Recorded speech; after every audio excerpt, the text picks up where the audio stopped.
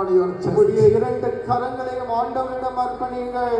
Another hand on your sickness. ஆண்டவரே இந்த பாவிகள் மீது இறங்கும் ஆண்டவரே. Another hand on your sickness. உங்களுடைய இதயங்கள் மேல் உங்களுடைய Experience the power of His resurrection. ஆண்டவருடைய அந்த அனுபவத்தை பெறுங்கள். 1 Peter 5:10 says, after a while of your suffering, you will be well established. இன்று நம்முடைய துன்பங்கள் துயரங்கள் மாறப் போகின்றது. You will be healed and restored. நம்முடைய துன்பங்களிலிருந்து ஆண்டவர் நம்மை மீட்ப போகின்றார். After your suffering, you will be well established in the kingdom of God. நம்முடைய துன்ப நேரம் முடிந்தவுடன் ஆண்டவருடைய அந்த ராஜ்யத்தில் நாம் ஒன்றாக இருக்க போகின்றோம்.